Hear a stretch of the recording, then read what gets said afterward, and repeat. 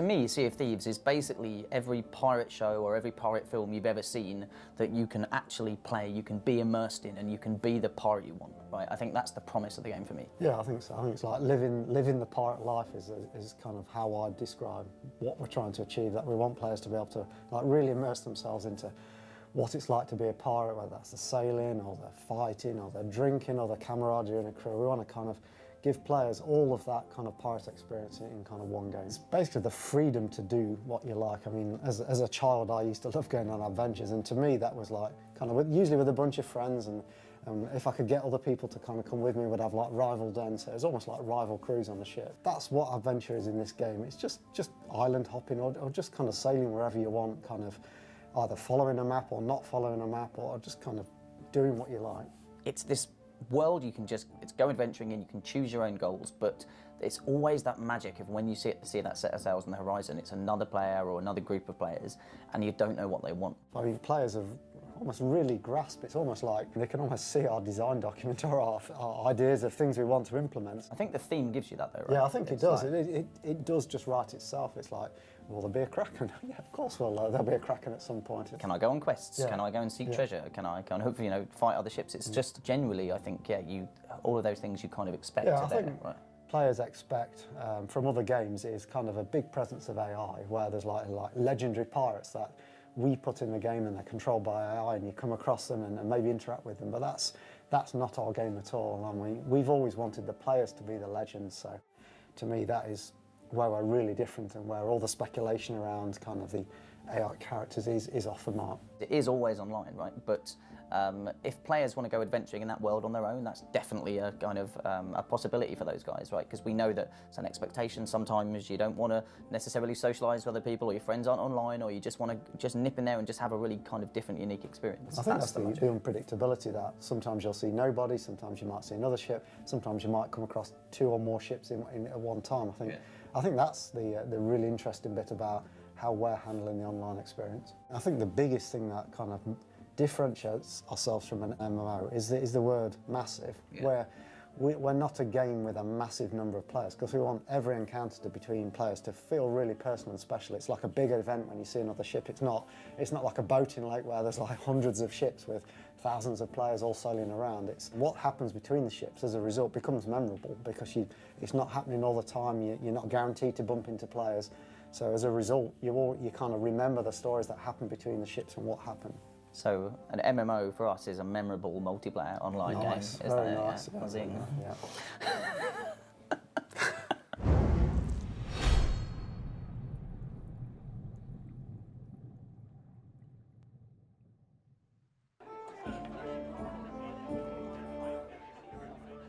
It's a new developer on PC, right?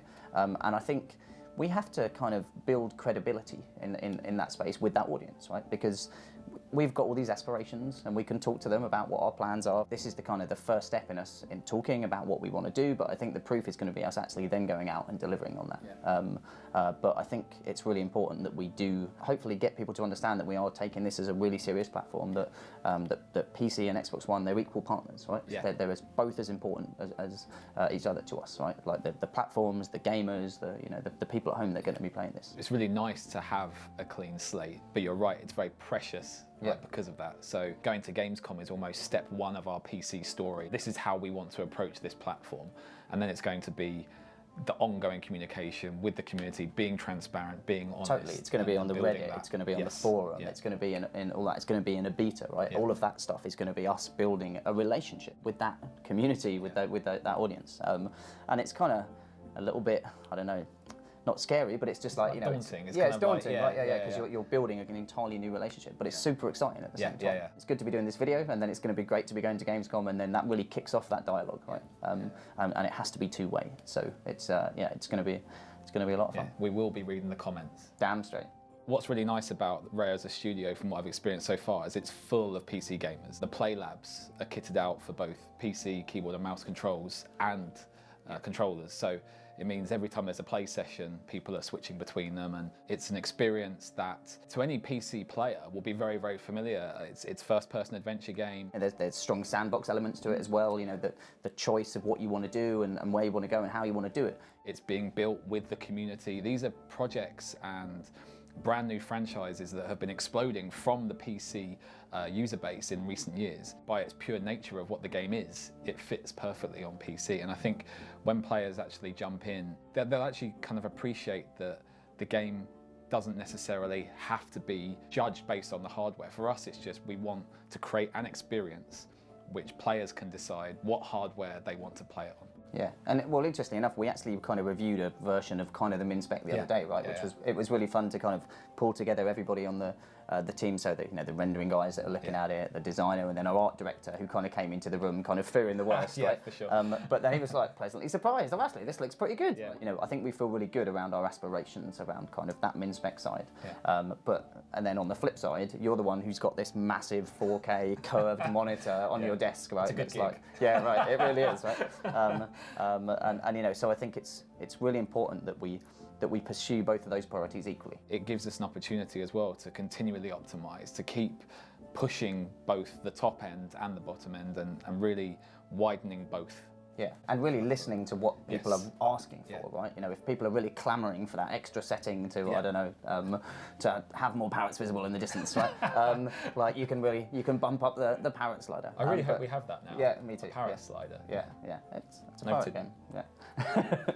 Getting this game out, getting it into a beta, and getting people with a wide range of machines playing it is going to help us really gather that data, gather where the kind of pinch points are, and really help us get into that really stable position for when we grow that audience. Yeah, 'cause I think for me personally, stability is definitely up there as a huge priority. That's where everything will come together. That it doesn't matter whether you're playing on an Xbox or a PC, that the kind of overarching game data will be in sync, and that's massively important for things like you can cross-buy it, you can cross-save it, and your data pick up and play between the two. That's going to be part of our story. You know, we're part of the Xbox Play Anywhere program, right? So cross-buy means you can buy, you know, digitally, and then you can play on either Windows 10 or on Xbox One, and cross-save as well. So the data is available on both platforms, so you can, you know, play on either at any time, and it's fully up to date. Cross-play is kind of the interesting one for us, right? So our aspiration is very much that we really want to get crossplay working and get it into people's hands, but we have to test it first. We have to make sure it's the right experience. We're in a really nice position with Sea of Thieves where it's not a Twitch-based shooter. When you look at first-person shooter games, the Twitch-based nature makes it really difficult to matchmake people against each other.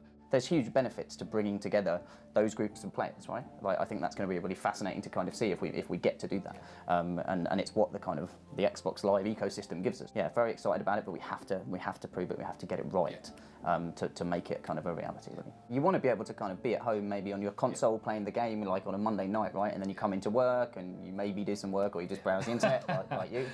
Brilliant. And then, but then you know, at lunchtime you just want to jump on the game and play it, right? So it's super important that those things, they're synced, they're up to date, and it's the same experience across both platforms for both, you know, sets of consumers, right? And the only reason I'm on the internet is to Google when the release date is for Sea of Thieves. Indeed, yes. It's important. Yeah, it is important. There's nothing out there. There yet, isn't. Oh, you're but, right, yeah. Maybe I should use Bing. That will get me in trouble, won't it?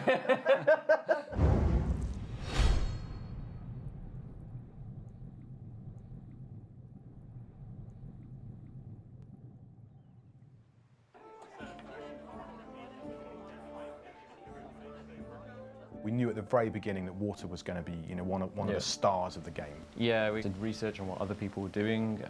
We looked at what they do in movies, how Hollywood solves the same problem, and just experimented with lots of things until we found something that gave us what we needed. It gave us the dynamic control, but also gave us something that looked really good. Yeah, all those different layers from yourself, or from the rendering team, or from the art team. Yeah. It just builds and builds and builds. And Yeah. I think it's still. People always tell me they're still working on water-related Oh, things, so I think definitely, there's yeah, still, we're still tinkering. lots of improvements still coming Yeah. as well. One of the reasons the water looks so good is because of the way light behaves when it hits it. Yeah, so obviously we needed to make the water look good in daytime and nighttime. So we've got great looking sunsets where you see the reflections and all the sparkles on the water. Yeah, and I think it's great, isn't it? Because you can start to see that reddy gold in the morning, just as kind of nighttime finishes. Yeah. On the surface of the water, you know, right, it's going to get a bit brighter now, sun's going to come up, you're going to be able to see other ships easier. Yeah, and it picks up all that colour. That's it, and you can kind of read the time of day almost ahead of time if you look at the water.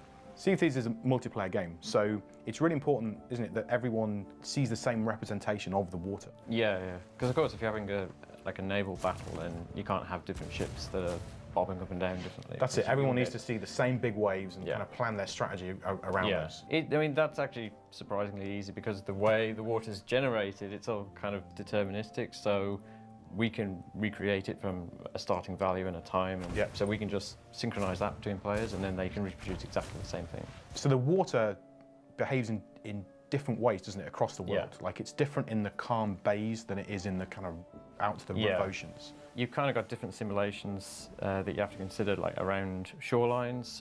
You've got water that's much more like a pond, and then you've got deep ocean where the waves can be several meters high that can really rock a big ship around. With the way that we're generating the water, we're kind of starting from a sort of photorealistic base, and then that allows artists to go and work on top of that and add stylization wherever they want. And because they're working on top of something that behaves correctly, it's easy for them to get something that looks stylized but still behaves like water. Yeah, and I think that's a trick, isn't it? Because it still looks vibrant, it still looks colourful, but everyone that sees it says how real it looks, and it's a really nice blend that we've managed to keep some of that correct kind of water behaviour, but still blend it in with our game and kind of keep the style that we want.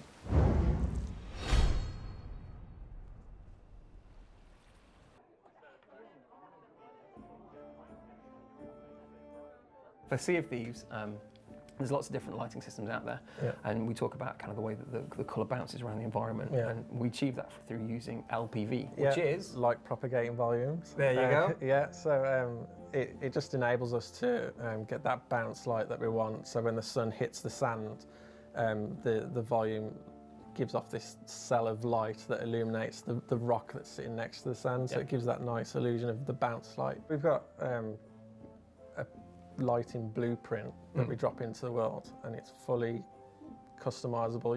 We've got many curves that we can use. How many curves do you reckon we've got? We've got a lot. We're always asking for more. At the moment, it's about 98 curves.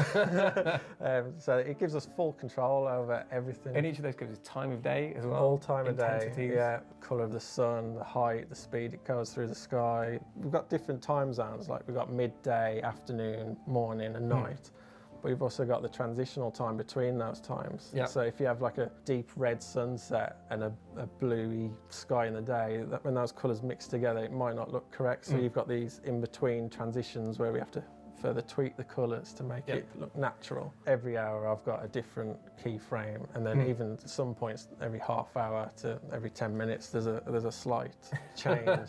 Just to make it seem seamless. So by the end of the project, you may have just hand done every single minute of every single hour of the day. It's like a house of cards. Like you make one change and then you spend the rest of the day slightly tweaking little bits all the way down the line. So like a good hero moment is the sun setting. So throughout the day we can actually speed up and slow down the sun, and we can let it hang on the horizon to give you that nice sunset image, and just let it last that bit longer. As the sun sets, it gives the illusion that it gets bigger, so we increase the disk size of the sun. As well with sunrise, we expand it just as it rises out of the horizon. It's those golden hours. Yeah, that's it. Yeah. It's really good at sunrise, really good at sunset. And then there's this boring middle bit that we kind of just speed it up and to kind of like hang on those cool moments. At the end of the day, it's like all this tech, it's just invisible. That's the point of lighting, isn't it? You don't want to see it.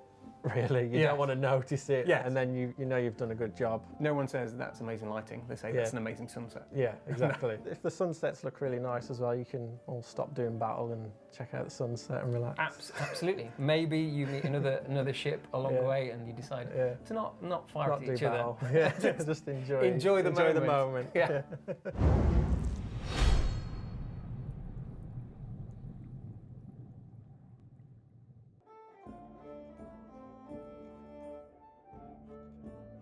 One of the first things I did was just look at different instruments, and just didn't want anything to sound too perfect. Like pirates playing, not musicians playing, right? That was the kind of thing that we settled on, I think. Yeah, we went to a shop in Birmingham that deals in sort of second-hand folk instruments. I think the concertina they had a a cabinet full of concertinas. It was like a big glass thing, tall Yeah. thing, wasn't it? And Loads. we kind of went through it all, and I seem to remember with the one that we hit on was mainly because it sounded all kind of rickety. A nice knackered one. Should I go like that? Yeah. What, and then put it there? Yeah. That's awesome. Concertina we have. So the concertina we had, Amazing. yeah, the reeds are a bit. You can hear the air passing through them, and they're a bit kind of. There's one bit that sounds really kind of distorted almost, isn't there? So you get all the nice. You can hear it when you play it in the game. You can hear all the little sort of button clicks, and it's just it's a little bit out of tune, but it's perfect. Yeah, absolutely perfect. We should definitely talk about the rhythm bones because that was one of the other instruments that we got fairly early. In fact, I made them. What do they look like? They look like this. Oh, like that? Yeah. That's brilliant. So these, I went down to my local butcher's and said, "Have you got any cow ribs?" And he said, "What, are you making spare ribs?" I said, "Nope, I'm making rhythm bones." He was like, "What?" I showed him the picture and he said, "Oh, right, you want some flat ribs?" So I went back on Friday and he gave me a big bag full of bones. So first thing I did was boil them off in a big pan with a little dash of rum to make it piratey. Dried them out and then sort of got them to, started taking them down in size. So then I proceeded to go in the studio down there and try and learn how to play them. Which took me about 3 days, I think. The Sea of Thieves theme tune started with a rhythm from these. I was actually just in between trying to learn how to play them. I was just sort of started going. So I thought, oh, I quite like that. Fired up Pro Tools and then just started layering up that rhythm. Yeah. Yeah, and that's how the Sea of Thieves theme tune started. And then I found a hurdy-gurdy maker in Lancashire. Actually, yeah, and the one we've got is made out of a gourd. Amazing. We should have a look at it. Here it is.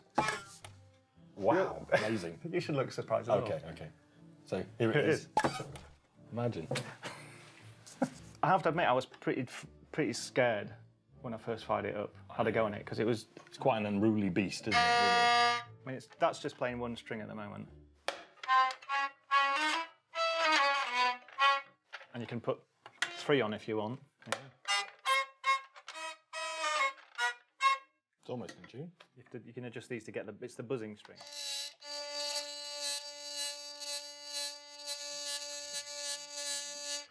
that enough? That's nasty.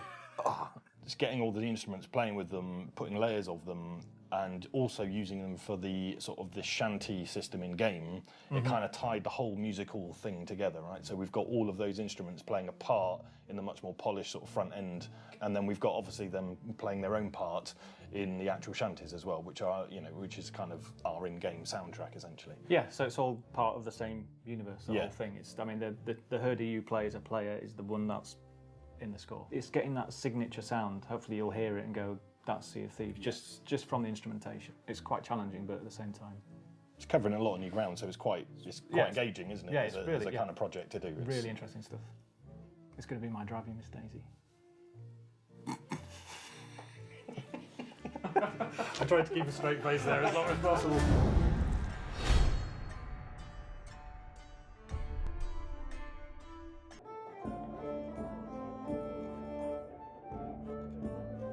Well, I'll say Sea of Thieves is a game that's never been done before, so the audio relationship with the player is a bit different.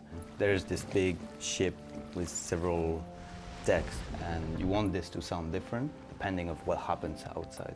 Basically, the more wild the water is, the more creaky the boat is. Yeah, it's nice how they react to the ship's movement and almost make the ship feel like it's alive. It's like another character in the game. It provides great feedback as well, because just being in the brick deck and you can hear the ship creaking and the water lapping.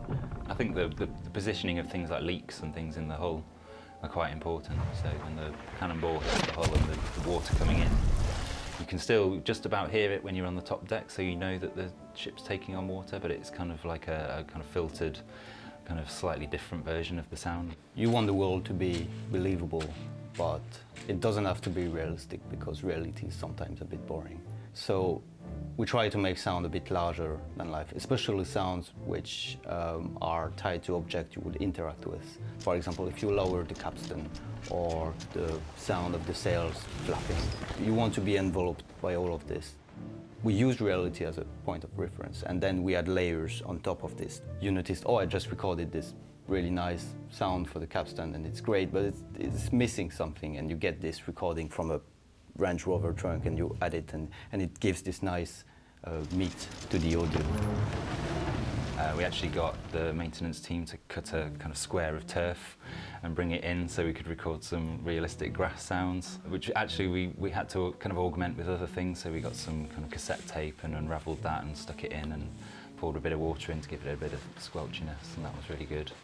I think my favourite sound actually is the squelch sound I did for the footsteps. So I took some paper towels and got them wet and kind of squidged them in my hands to get like a nice squelchy sound. So really nice sound. We've also done a sort of swimming pool recording session, and we were able to get some really good kind of walking sounds, wading sounds, swimming, splashing, jumping in, throwing lots of different objects in to get different size splashes and different sounds, and that was a really good recording session. And given the fact it's really close from the buildings, you can just go, oh, I have this sound missing. Just go out and record for 20 minutes in the swimming pool. Yeah, it was good to just get out of the office and go for a little swim. Good excuse.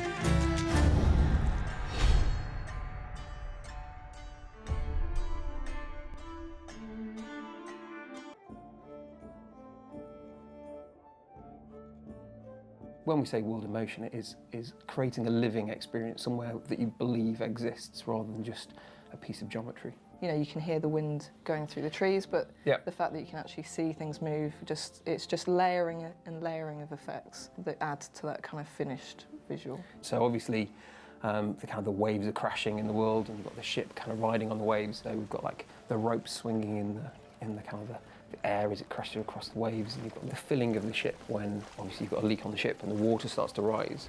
It feels like it's sloshes sloshing about. yeah. So it feels like things have got gravity in a sense, and there's physics within this world. Obviously, we're trying to create quite a unique, bespoke experience. So generating an open world game that doesn't feel procedural, feels crafted, and kind of has history and life to it. Takes a lot of work.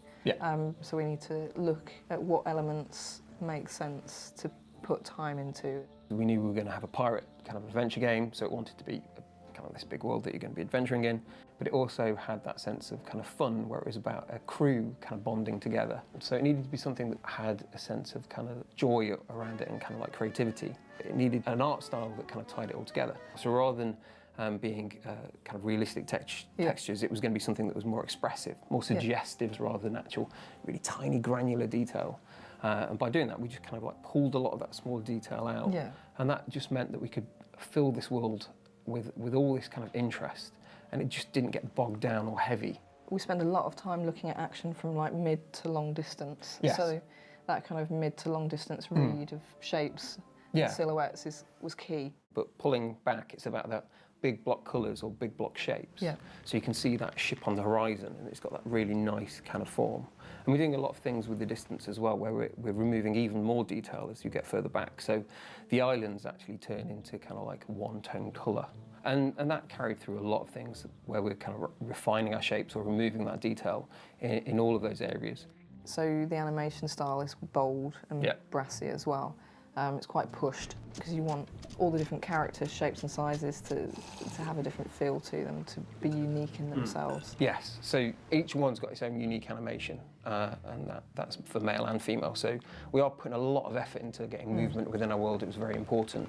All of these elements that we bring together is kind of like we always talk about, like an orchestra. You bring all these individual elements together. All the different instruments. And they all layer up and they create this experience. And when it all does come together, it's all about making this kind of world in motion. But ultimately, that's kind of to make Sea of Thieves an actual living place. Yeah.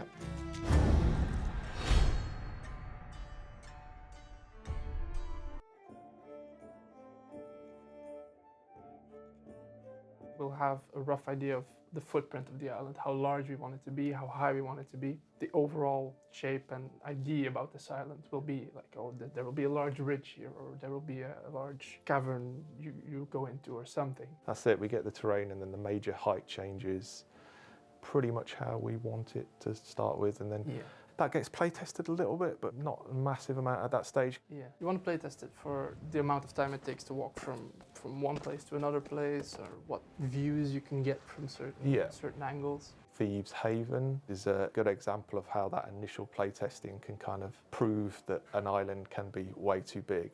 And so we actually just chopped it in half.